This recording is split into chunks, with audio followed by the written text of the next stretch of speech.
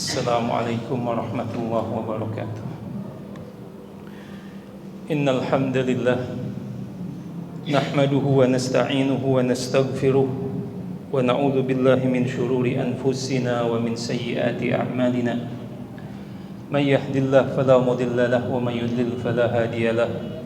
Asyhadu an la ilaha illallah wahdahu la syarika lah wa asyhadu anna Muhammadan abduhu wa rasuluh. Allahumma salli wa sallim wa barik ala Muhammadin wa ala alihi wa sahbihi ajma'in. Ya ayyuhalladzina amanu taqullaha haqqa tuqatih wa la tamutunna illa wa antum muslimun.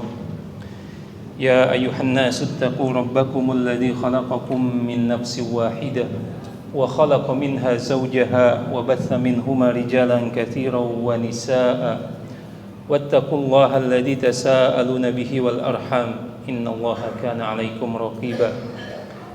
Ya ayyuhalladzina amanu taqullaha wa qulu qawlan sadida yuslih lakum a'malakum wa yaghfir lakum dhunubakum wa may yuti'illaha wa rasulahu faqad faza fawzan 'azima. Amma ba'd, fa inna asdaqal hadithi kitabullah wa khairal hadi hadi Muhammadin sallallahu alaihi wasallam wa syarrul umuri muhdatsatuha fa inna kulla muhdatsatin bid'ah wa kulla bid'atin dhalalah wa kulla dhalalatin finnar. Kaum muslimin yang dirahmati Allah Subhanahu wa taala, alhamdulillah kembali kita bersyukur kepada Allah Subhanahu wa taala atas limpahan kasih sayangnya sehingga kita semua terpilih menjadi seorang hamba yang bisa duduk di majelis ilmu pada malam hari ini. Setelah kita memuji Allah Subhanahu wa taala dengan nama-namanya yang indah dan sifat-sifatnya yang agung, kemudian kita bersolawat kepada Nabi Muhammad sallallahu alaihi wasallam, maka mari kita bermohon kepada Allah Subhanahu wa taala agar apa yang kita baca, apa yang kita dengar, dan apa yang saya sampaikan menjadi ilmu yang bermanfaat bagi kita semua. Saya akan mengingatkan diri saya pribadi bertepatan dengan perayaan Hari Kemerdekaan Republik Indonesia dengan sebuah hadis dari Rasulullah SAW yang diriwayatkan oleh Imam Tirmizi rahimahullah, bahwa Rasulullah SAW bersabda, "Man asbaha minkum aminan fi sirbihi mu'afan fi jasadihi wa indahu qutu yaumihi faka'annama hizat dunya lahu," atau kama qala sallallahu alaihi wasallam. Barang siapa yang di antara kalian memasuki waktu pagi dalam keadaan aman, kemudian jasadnya dalam keadaan sehat, dan dia memiliki makanan untuk hari tersebut, maka seakan-akan seluruh dunia ini, kenikmatan dunia ini dikumpulkan untuknya. Ini hadis yang sangat agung bagi kita semua, peringatan bagi kita semua bahwa kemerdekaan itu adalah nikmat dari Allah Subhanahu wa taala. Rasa aman ini adalah anugerah dari Allah Subhanahu wa taala, bukan sekedar didapatkan dari jasa-jasa para pahlawan yang kita hormati, bahkan bukan hadiah dari para penjajah, tetapi seorang muslim memaknai kemerdekaan ini adalah anugerah dari Allah Subhanahu wa taala.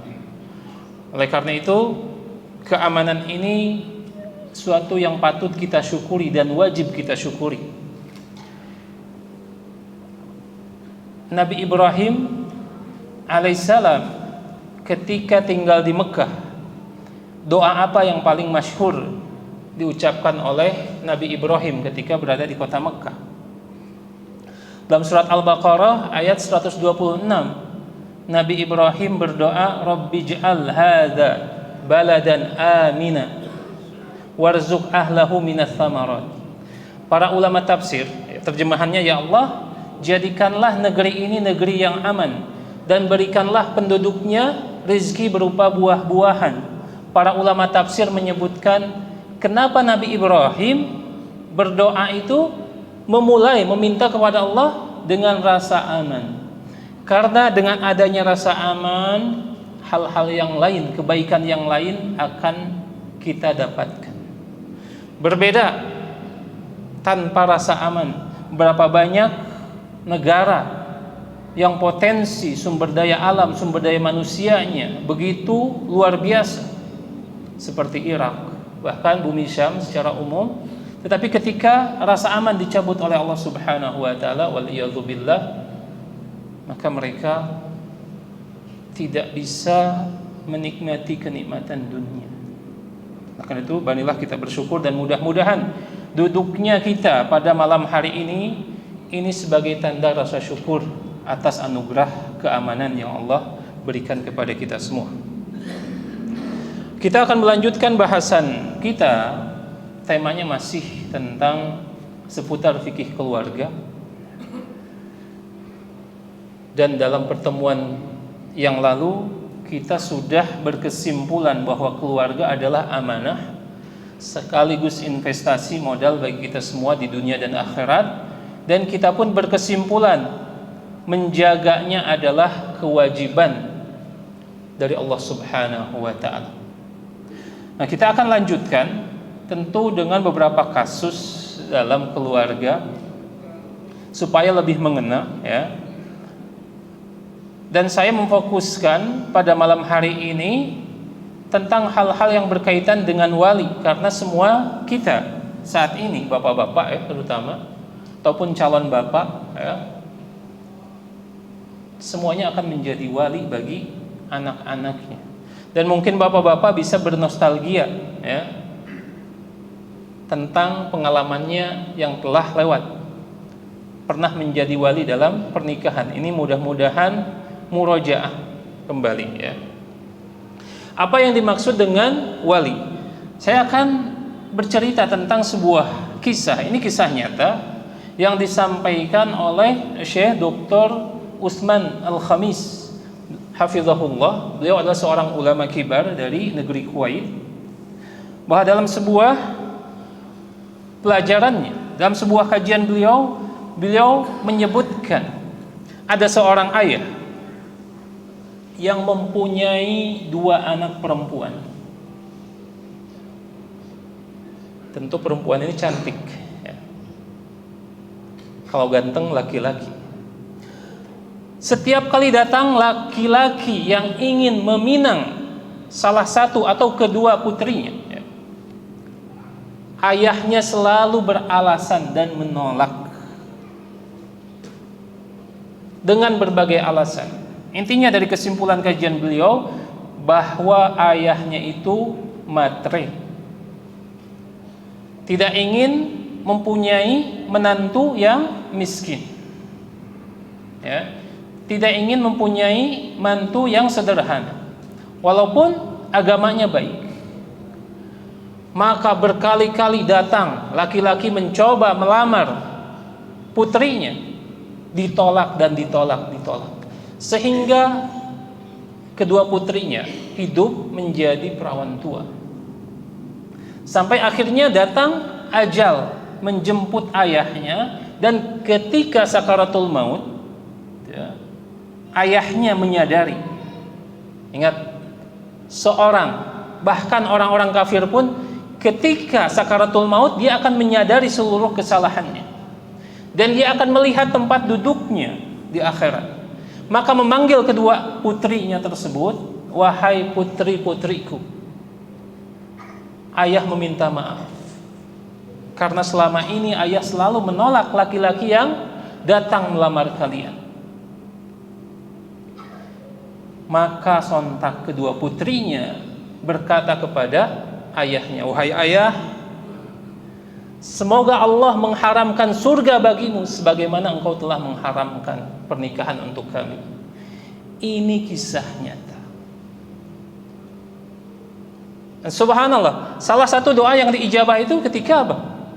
Datangnya kematian, karena di situ para malaikat berkumpul. Makanya seorang muslim ketika bertakziah dilarang untuk berkata-kata kotor, berkata baik-baik saja, karena di situ tempat mustajab untuk berdoa. Ya. Didoakan oleh kedua putrinya yang pada asalnya pertama, waktunya mustajab. Kedua, dua putri ini dizalimi oleh ayahnya. Kita sering mendengar doa seorang yang dizalimi itu tidak ada pembatas, tidak ada hijab antara doa yang dizalimi dengan Allah Subhanahu wa taala, waliyadzubillah. Dan mengapa ini terjadi? Karena keteledoran seorang wali, kejahilan seorang wali tentang hukum-hukum syariat. Apakah kelalaiannya karena memang pada asalnya tidak mau mempelajari, atau mengedepankan hawa nafsu, waliyadzubillah. Dan ini banyak terjadi kepada kita.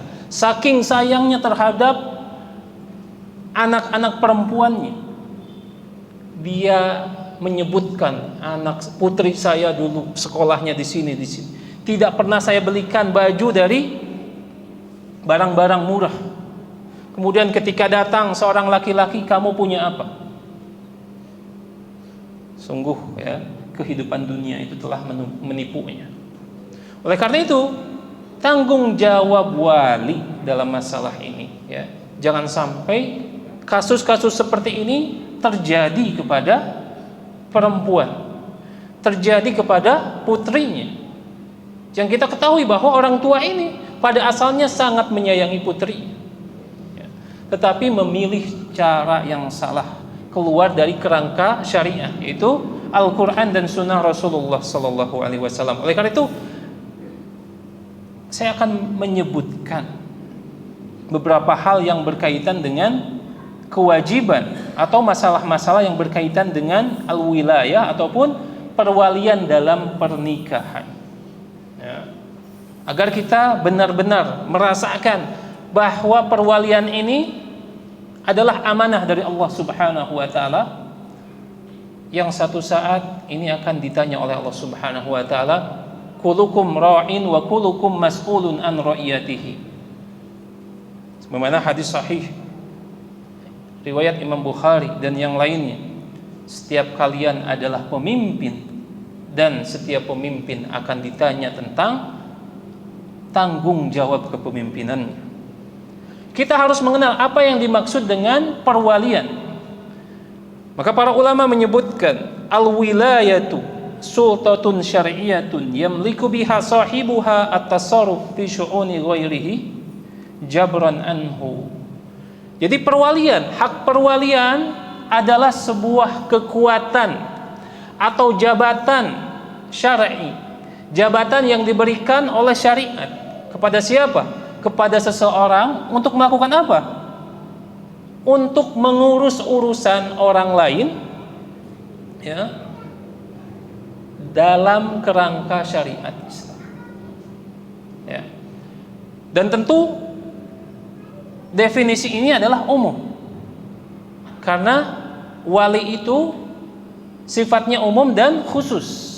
Wali yang umum contohnya adalah seorang pemimpin sebuah negara atau sebuah wilayah, apakah itu wali kota atau gubernur. Maka ketika terpilih menjadi seorang pemimpin dengan cara yang syar'i, secara otomatis dia mempunyai tanggung jawab kekuasaan, ya, untuk mengurus urusan-urusan umatnya yang dilindungi oleh hukum syar'i.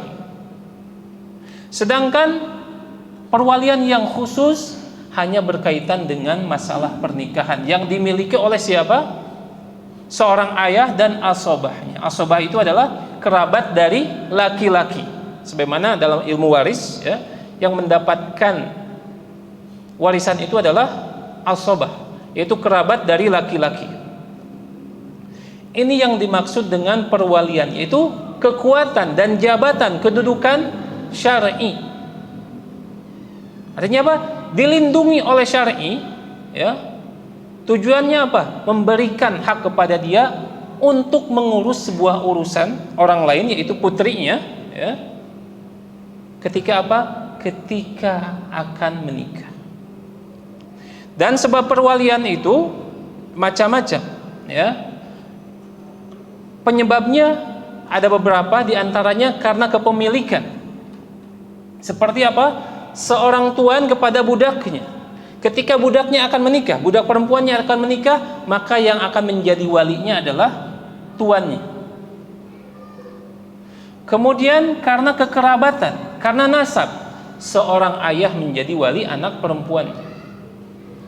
Kemudian karena wasiat, karena seseorang berwasiat dari wali yang berhak, seorang ayah mewasiatkan kepada temannya, wahai fulan, tolong nikahkan anak putri saya.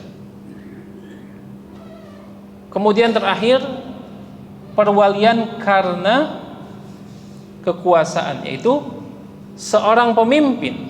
Katakan kalau di lingkup kehidupan kita saat ini, petugas KUA itu menjadi wali, ya, bukan karena nasab, bukan karena kerabat, tetapi karena jabatannya, sesuai dengan pengamalan sebuah hadis, ya, yang sahih dari Aisyah radhiyallahu anha, as-sultanu waliyun liman la waliyalahu.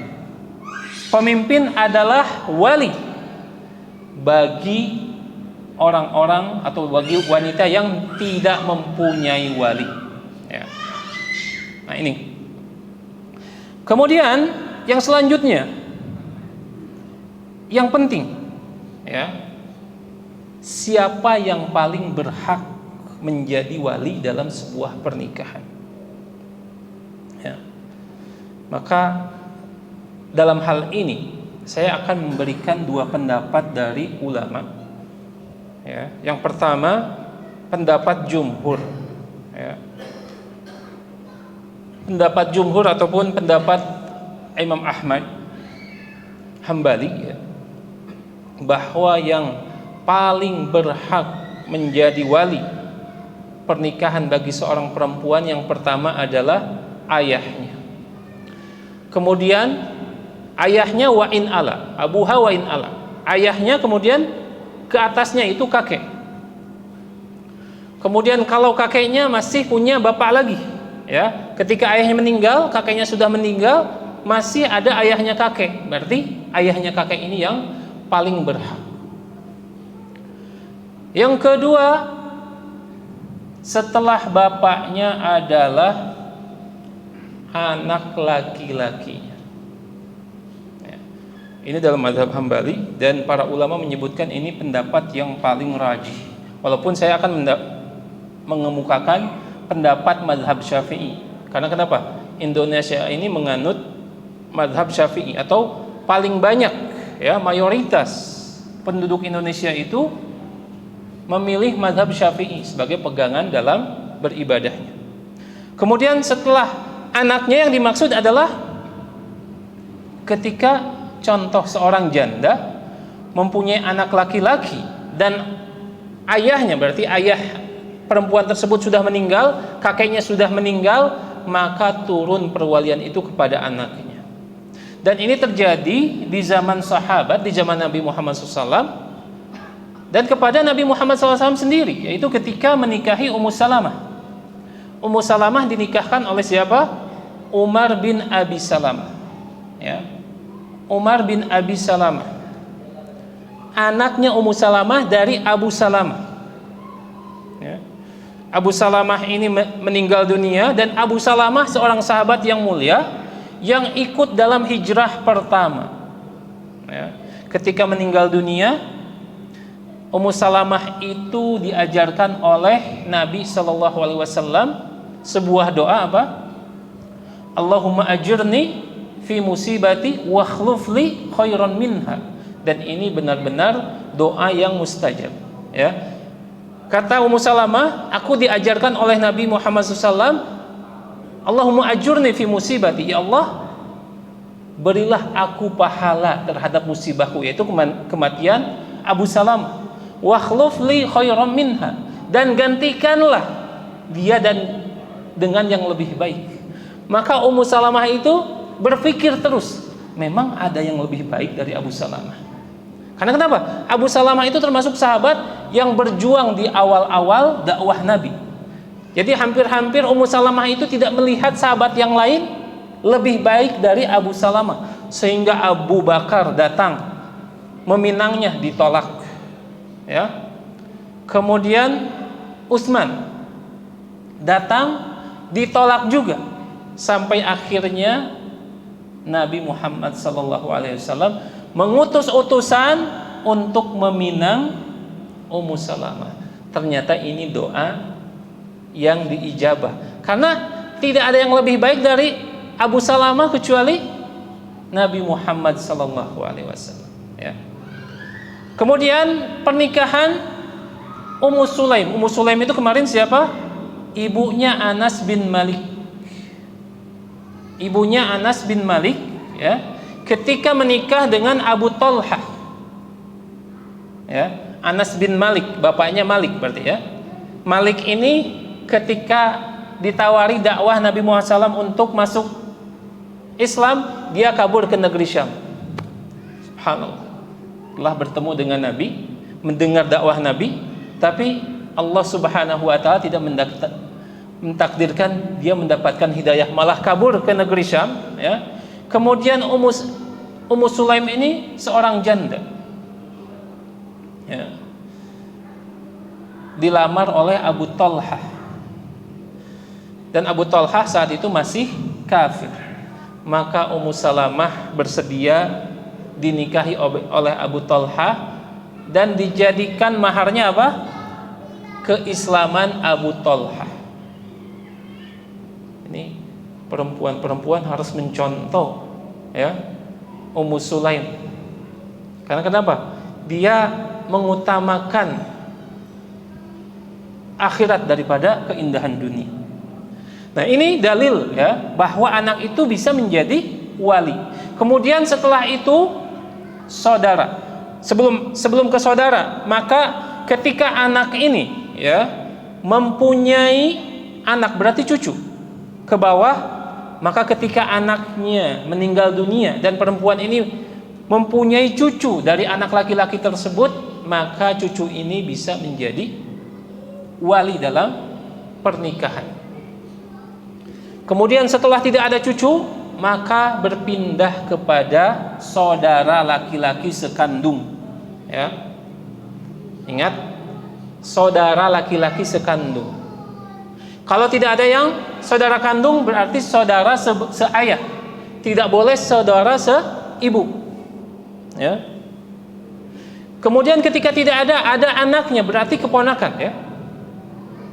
Maka keponakannya ini yang seperti yang disampaikan Pak Adi dalam pertemuan kemarin, saya tidak merinci apakah yang dimaksud sepupunya ini dari jalur ayah atau dari ibu, ya. Kalau dari jalur ayah dan wali yang dekat tadi, ayah tidak ada, kakek tidak ada, anak tidak ada, kemudian saudara tidak ada anak saudara kita, maka anak saudara yang laki-laki ini bisa menjadi wali ketika tadi yang dekat sudah tidak ada. Tetapi kalau masih ada, maka ini terhijab, ya, sebagaimana warisan. Warisan kan yang dekat. Kalau ada anak berarti yang lainnya tertutup, ya. Begitu pula dalam masalah ini dalam perwalian nikah. Keponakan dari saudara kandung, ya. Kemudian kalau tidak ada saudara kandung berarti keponakan dari saudara seayah. Baru setelah itu paman. Paman itu dalam bahasa Arab am, yaitu saudara laki-lakinya ayah. Kalau saudara laki-lakinya ibu, khal, ya, khalun. Jadi harus dibedakan. Ini dahsyatnya bahasa Arab dan syariat Islam sampai sedetail itu. Jadi kalau khal, akhwal tidak bisa menjadi wali. Tapi kalau a'mam bisa menjadi wali dengan syarat tadi, wali-wali yang dekat sudah tidak ada. Ya. Berarti paman-paman ini kalau masih ada, ya, dia berhak. Kemudian kalau sudah tidak ada, anak dari paman tadi, sepupu. Tapi yang tadi, paman dari ayah, yang pertama sekandung, ya. Setelah itu yang seayah. Jadi bapaknya satu kakek. Ini baru bisa menjadi wali. Kemudian setelah itu berpindah kepada Pada siapa? Kepada wali, kepada pemimpin. Ya. Kepada pemimpin.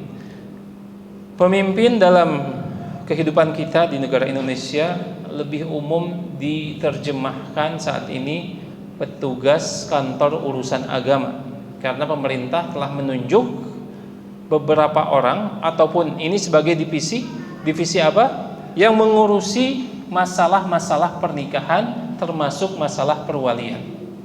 Berdasarkan tadi hadis Aisyah radhiyallahu anha, ya. Hadis lengkapnya seperti ini.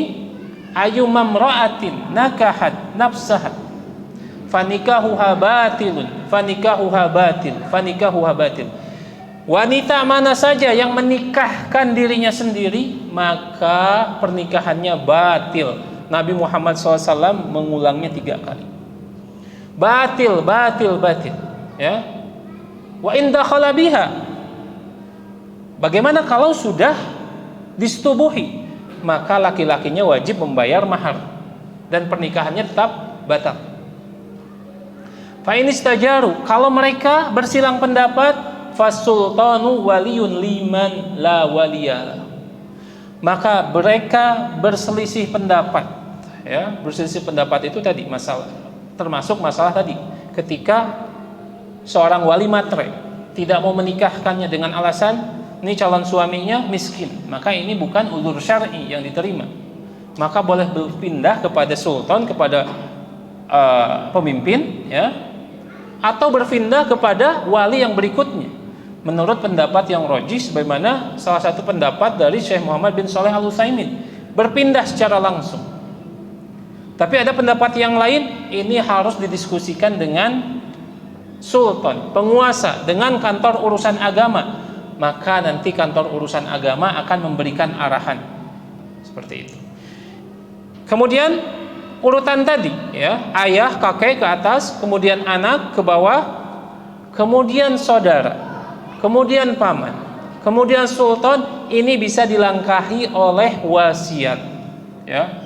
Wasiat itu seperti kartu sakti, ya, yang membatalkan perwalian-perwalian yang lain.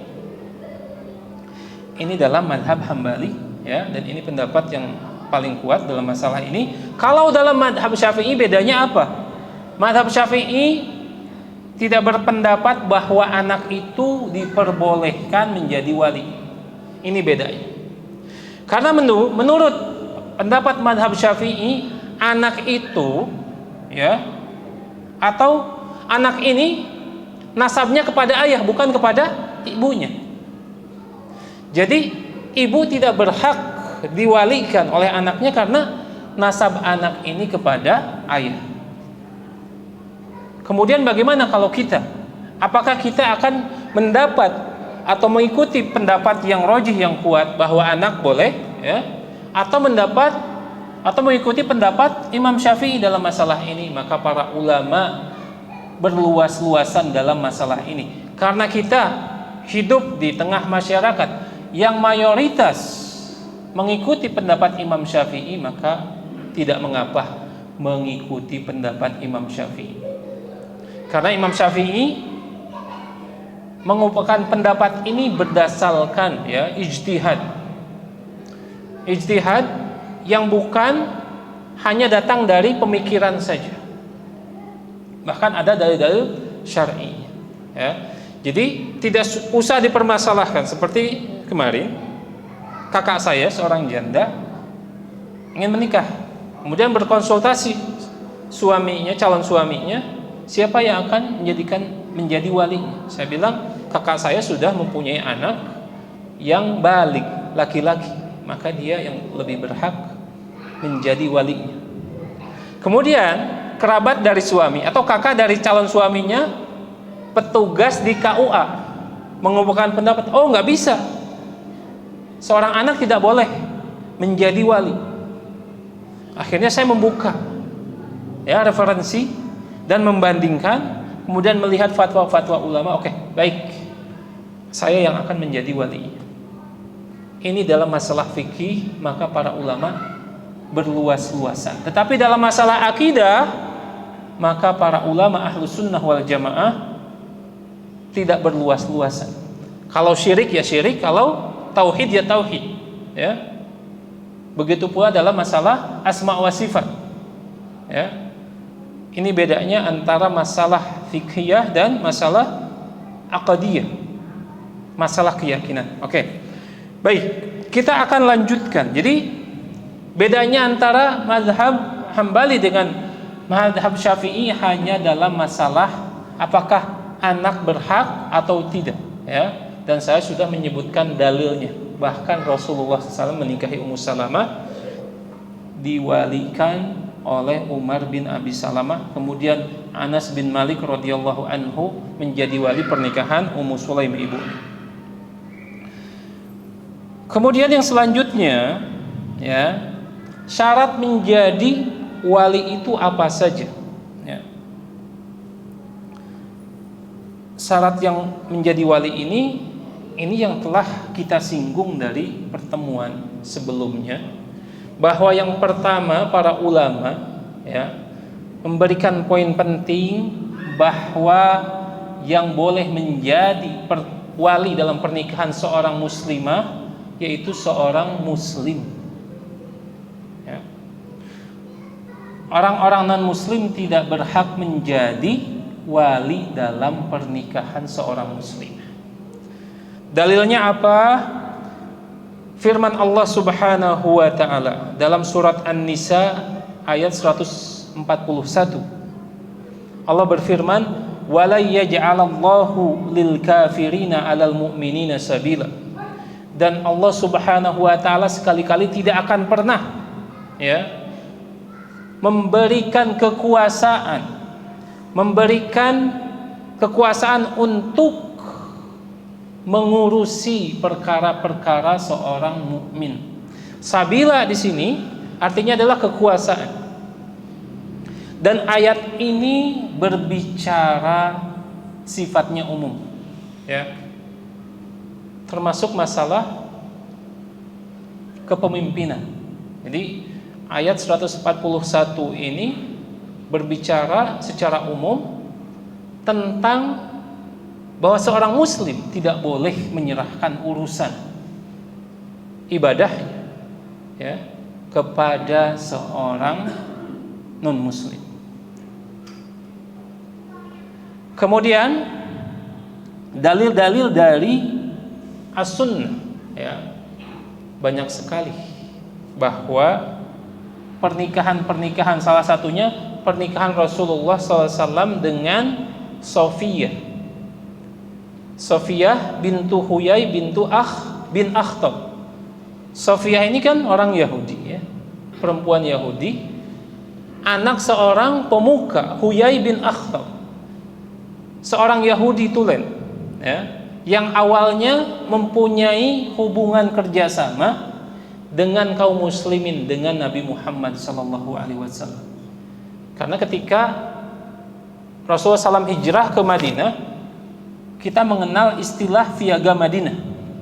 Piagam Madinah salah satu isinya, ya, yang penting adalah bahwa semua pihak yang ada di Madinah, Muslim, ya, yang dikepalai oleh Rasulullah SAW, kemudian orang-orang Yahudi dan Nasrani, semua berkewajiban untuk menjaga keamanan kota Madinah. Ya. Kemudian kenapa bisa berkhianat? Karena Yahudi ini didatangi oleh delegasi orang-orang Quraisy, ya, yang menghasut sehingga terjadilah, ya, pengusiran Bani Quraidah dan yang lainnya. Nah, Huyai bin Akhtab diperangi oleh Rasulullah dan meninggal dunia, ya. Kemudian Sofiyah ini seorang anak, kalau kita anak raja, anak pemimpin, dan Rasulullah SAW tahu bagaimana memperlakukan wanita terhormat. Rasulullah SAW tidak menjadikannya wanita, ya, yang rendah. Ini salah satu bentuk kecerdasan, ya, kelembutan Rasulullah SAW. Bukan masalah syahwat, karena kebanyakan istri-istri Rasulullah SAW itu dinikahinya dalam usia yang tua. Jadi bagaimana Rasulullah SAW melihat Sofiyah yang tadinya anak raja, anak pemimpin, kemudian harus berkumpul dengan para tawanan. Akhirnya Allah muliakan Sofiyah ini menjadi ummul mukminin. Dan para sahabat saat itu tidak mengira ketika Rasulullah SAW mengambil Sofiyah, maka para sahabat bertanya-tanya, ini akan jadi ummul mukminin atau menjadi budak? Karena salah satu yang menjadikan budak itu kan kalah perang, ya. Maka akhirnya para sahabat seperti menunggu-nunggu. Nih, kalau nanti Sofiyah ini bercadar, maka dia menjadi istri Rasulullah SAW. Karena di zaman Rasulullah SAW, wanita muslimah itu bercadar. Yang tidak bercadar, budak. Karena budak ini tidak diwajibkan untuk menutup mukanya. Akhirnya Rasulullah SAW ketika keesokan harinya, ya, membawa Sofiyah ini ummul mukminin, ya, cantik, tapi perawakannya tidak terlalu tinggi. Ya, ini sering disebutkan dalam sejarah bahwa Rasulullah SAW, ya, menolong Sofiyah yang akan menaiki kendaraan, apakah kuda atau unta. Ya, Rasulullah SAW berlutut agar apa? Sofiyah bisa menginjakan kakinya di kaki atau di paha Rasulullah SAW agar Sofiyah bisa menaiki kendaraannya. Subhanallah, ini sangat romantis. Mungkin antum-antum tidak pernah, ya. Bahkan, ya, mungkin kita hanya di tahun-tahun pertama membukakan pintu mobil untuk istri kita. Subhanallah, sepertinya kehangatan rumah tangga itu begitu cepat berlalu, ya. Coba nanti, ya, kita berjanji besok, Pak, kalau antar istri kemanapun, coba diam-diam dibukakan, subhanallah, istri kita akan terkenang, ya, masa mudanya, dan akan tambah bersyukur ternyata suaminya walaupun usianya sudah kepala 5 masih romantis, ya. Dan ini adalah salah satu sunnah Rasulullah SAW. Banyak sunnah-sunnah yang mungkin manusia tabu. Seperti apa? Kebanyakan kita kalau pakai parfum sendiri atau sama istri, ya. Jadi Aisyah radhiyallahu an, ummul mukminin, ya, biasa memakaikan parfum untuk Rasulullah SAW. Ya. Kita nih, apakah karena terlalu sibuknya, ya, tidak sempat, istri kita mau nyemprotin parfum dengan tubuh kita, kitanya sudah berlalu. Padahal itu adalah salah satu sunnah dan sebagai satu upaya untuk menjaga kehangatan, keharmonisan rumah tangga kita, ya. Kita lanjut. Nah, jadi salah satunya dalil-dalil bahwa Sofiyah ini ketika menikah walinya siapa? Apakah dari keluarganya? Apakah dari kakaknya? Tidak ada walinya dari kalangan orang-orang kafir. Kemudian seperti apa walinya? Ini kekhususan Nabi Muhammad SAW yang saat itu menjadi pemimpin kaum muslimin, ya. Maka beliau sendiri yang menjadi walinya. Dan ini kekhususan, ya, kekhususan bagi Nabi Muhammad SAW karena Rasulullah SAW diberikan beberapa kekhususan, salah satunya ini. Kemudian Rasulullah SAW menjadikan mahar pernikahan Sofiyah itu apa? Kebebasannya. Yang asalnya budak, Rasulullah SAW membebaskan Sofiyah sebagai maharnya, ya, sebagai maharnya. Akhirnya menjadi ummul mukminin, ya, dimuliakan. Kemudian Rasulullah SAW ketika walimah pernikahan Sofiyah itu hanya sangat sederhana sekali, hanya menghamparkan sebuah seperti tikar dari kulit, dan itu biasa dijadikan alas makanan pada saat zaman Nabi Muhammad SAW. Kemudian menghidangkan beberapa kurma, ya, dan beberapa makanan, kalau tidak salah hais. Hais itu kurma yang dilembutkan dengan tepung.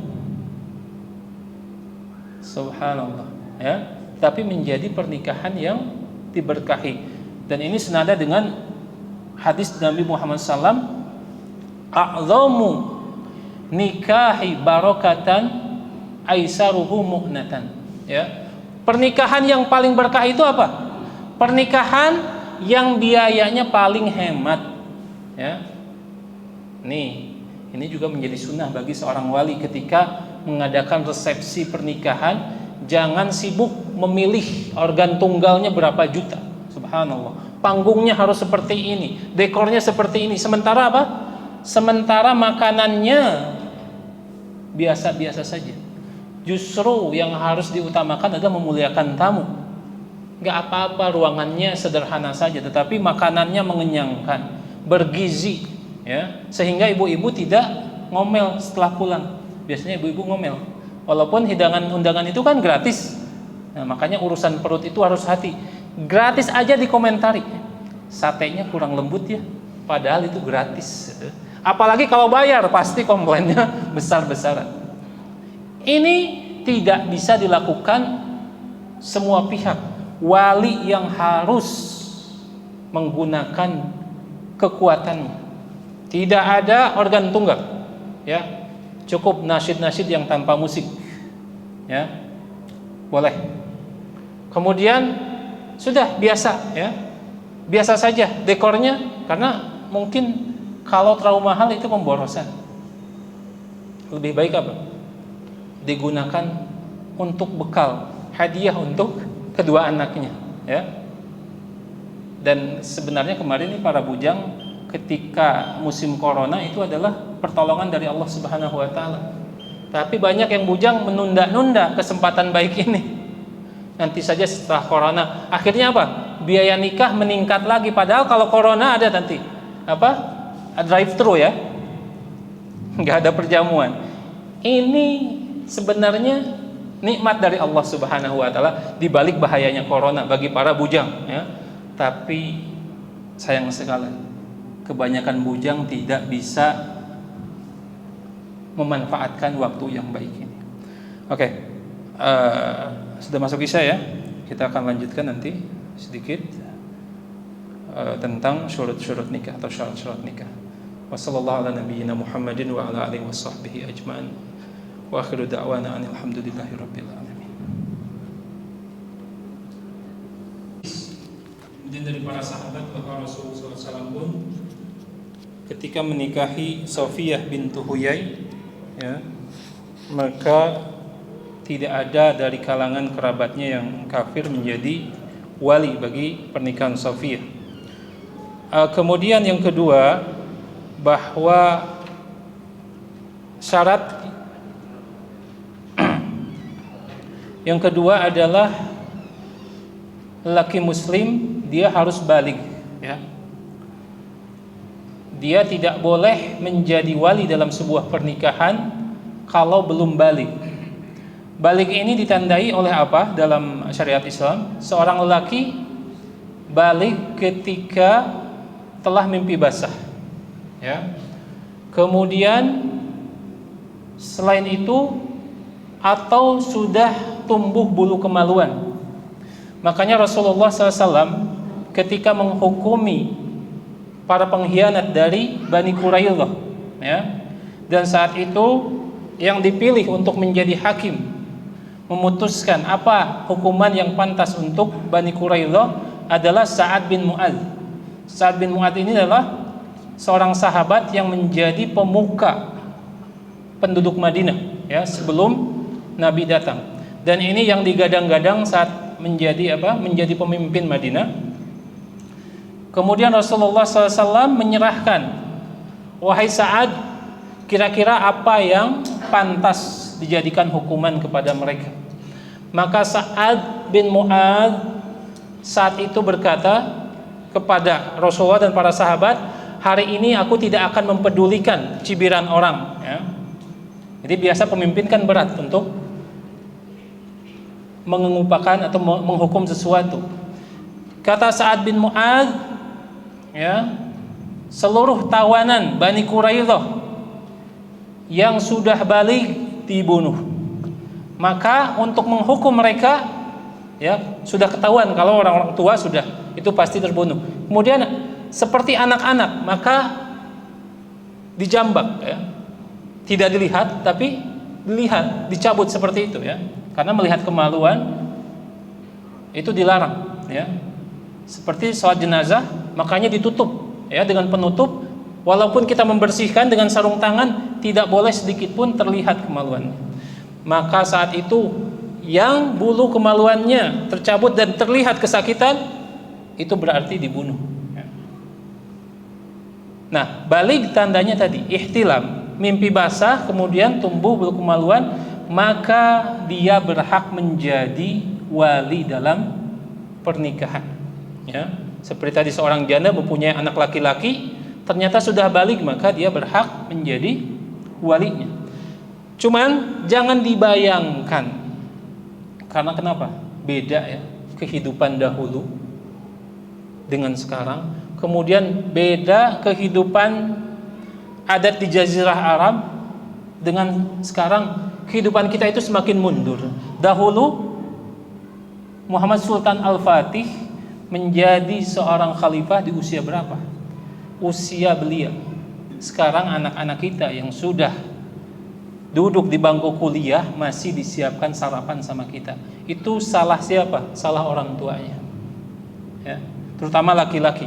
Karena kita mendidiknya dengan manja, sehingga anak-anak kita tidak menjadi seorang pemimpin. Dahulu para ulama diajarkan untuk berbicara di depan orang banyak. Makanya Nabi Muhammad SAW ketika kecilnya selalu diajak ayahnya Abdul Muthalib, diajak ke Darun Nadwah. Darun Nadwah itu seperti MPR saat ini. Diajak untuk musyawarah. Kalau anak-anak yang lain diusir, kata kakeknya, biarkan dia. Sehingga apa? Kepemimpinan itu turun, ya. Karena Rasulullah SAW sudah diajarkan bergaul dengan para pemimpin. Jadi balik itu dengan ihtilam, mimpi basah, kemudian tumbuhnya bulu kemaluan. Kemudian syarat yang ketiga, berakal. Tentu ini mengeluarkan orang-orang yang gila, ya. Yang tidak berakal tidak berhak menjadi wali. Karena yang dimaksud wali, ya, adalah orang yang bisa mengarahkan kepada kebaikan, ya. Kemudian yang keempat, laki-laki. Perempuan tidak berhak menjadi wali. Seperti dalilnya tadi, ayyumam ra'atin nakahat nafsaha fanikahuha batil. Wanita mana saja yang menikahkan dirinya sendiri ataupun menikahkan wanita lain, maka nikahnya batil. Diulang oleh Rasulullah SAW 3 kali, batil, batil, batil, ya. Kemudian yang selanjutnya, bahwa syarat kelima, an yakuna rasyidan. Rasyidan itu apa? Dia bisa berpikir secara jernih. Kalau di kita dewasa, banyak yang sudah balik tetapi masih kanak-kanakan. Tapi yang dimaksud rasyid ini ya dewasa. Dewasa dalam sikap, ya, dalam berbicara, santun. Ini yang berhak menjadi wali, ya. Kemudian yang keenam, al-adalah. Al-adalah ini adil, ya. Adil ini yang dimaksud para ulama, begitupun ulama hadis, yang dimaksud dengan adalah ini terlihat dari sikapnya. Apakah dia termasuk orang-orang yang lebih banyak maksiat atau lebih banyak kebaikannya? Maka yang lebih banyak kebaikannya, ya, maka dia boleh menjadi wali dalam sebuah pernikahan. Kemudian yang selanjutnya, selain adalah, oh ya, cukup sampai adalah, ya. Berarti saya ulang. Yang pertama muslim, baligh, berakal, kemudian rasyid, laki-laki, dan dia adil, artinya kebaikannya lebih banyak daripada keburukannya. Dan bisa jadi, ya, orang-orang yang terjatuh pada maksiat tetapi dia masih dikatakan rasyid, maka para ulama mengkategorikannya ini diperbolehkan untuk menjadi wali dalam pernikahan. Kemudian yang terakhir saya akan tutup dengan masalah penting, ya, yang ini mungkin menjadi salah satu pintu masuk orang-orang orang-orang Barat untuk merusak Islam, ya, maka para ulama memang dari dahulu berbeda pendapat tentang masalah wali. Apakah ini wajib, ya, atau ini sunnah saja?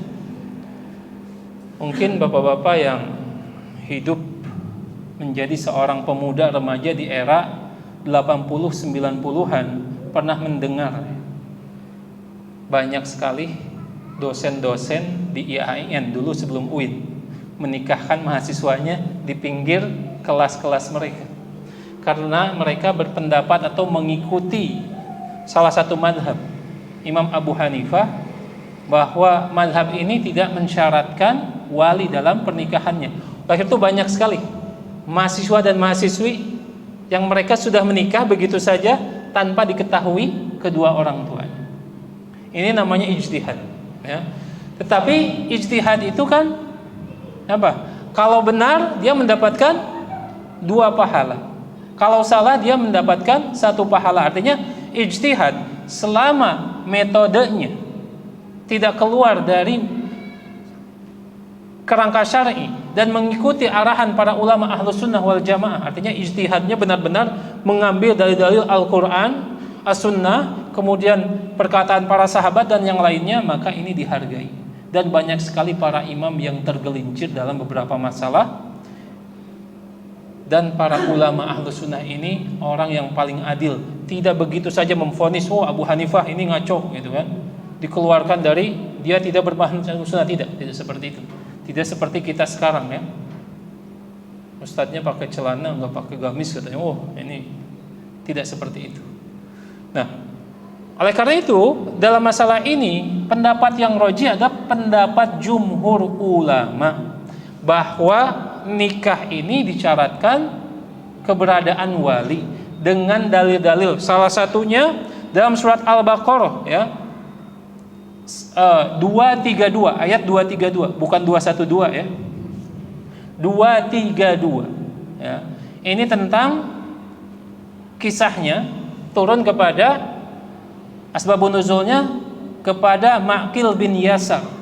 Fala ta'duluhunna, kata Allah Subhanahu wa taala, ya, bahwa Ma'qil bin Yasar ini mempunyai seorang adik perempuan cantik. Datang laki-laki mengkhidbahnya, ditolak. Kemudian ada sepupunya, ya, sepupunya dari pamannya. Jadi dia mengedepankan sepupunya. Dan memang kebiasaan mungkin sekarang juga di Jazirah Arab, orang-orang lebih mengedepankan menikahkan anaknya dengan satu kabilah, ya, karena ada kesamaan itu, ya.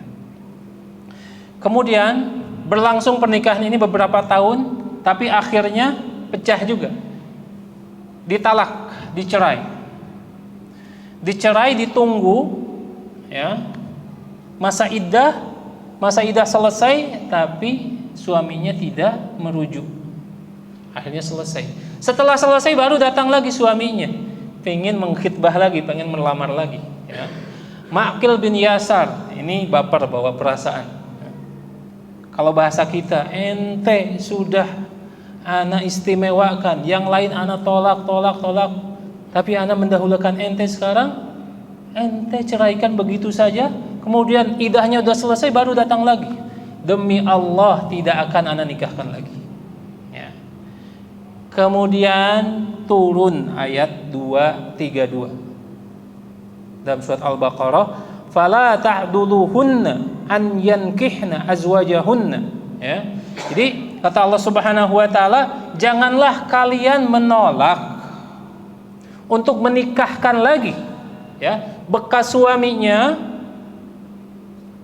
dengan istrinya, kalau jika mereka saling ridho. Karena kenapa?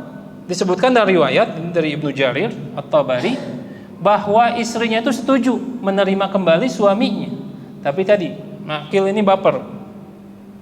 Akhirnya besoknya turun ayat ini, dan ketika para sahabat yang lain membacakan ayat ini, ataupun tabi'in ya membacakan ayat ini menanyakan tafsirnya, maka Ma'qil bin Yasar berkata, nazalat fiyya, ayat ini turun kepadaku. Karena kenapa? Aku menolak untuk menikahkannya lagi. Nah, ini dalil yang menurut Imam Syafi'i, ini dalil yang sangat jelas bahwa wali itu disyaratkan. Karena kenapa? Kalau tidak disyaratkan, tadi penolakan Ma'qil ini tidak akan ditegur oleh Allah Subhanahu wa taala. Ya. Karena disyaratkan, Ma'qil bin Yasar ditegur oleh Allah Subhanahu wa taala, jangan menolak gitu ya. Kalau mereka saling ridho, silahkan nikahkan. Kemudian yang kedua, hadis Abu Musa al-Asy'ari, la nikaha illa biwali, tidak ada pernikahan yang sah kecuali dengan wali. Kemudian hadis Aisyah radhiyallahu anha, ayyuma imra'atin nakahat nafsaha fanikahuha batil, wanita manapun yang menikahkan dirinya sendiri maka nikahnya batil 3 kali. Kemudian kalau sudah disetubuhi, maka laki-lakinya wajib membayar mahar. Kalau saling berkhilaf ya, berbeda pendapat, fasultan waliyun liman la waliyalahu, sampai-sampai sultan ini dijadikan wali bagi yang tidak mempunyai wali. Karena kenapa? Wajib adanya wali ya. Jika ada datang pemikiran-pemikiran tadi ya, menghidupkan lagi ijtihad Abu Hanifah dan ulama-ulama lain, maka bertakwalah kepada Allah Subhanahu wa taala, peganglah ayat Allah Subhanahu wa taala dan hadis-hadis sahih ini ya, kembali kepada jalan Allah Subhanahu wa taala, nikahkan ya, atau menikahlah dengan walinya ya. Mungkin ini yang bisa saya sampaikan. Tadi riwayat tadi disampaikan Ibnu Jarir at-Tabari dalam tafsirnya, kemudian diriwayatkan dari imam-imam yang lain ya, dan sanadnya baik. Wallahu a'lam, kesempurnaan hanya milik Allah Subhanahu wa taala. Saya akhiri, subhanakallahumma wa bihamdika asyhadu an la ilaha illa anta astaghfiruka wa atubu ilaik.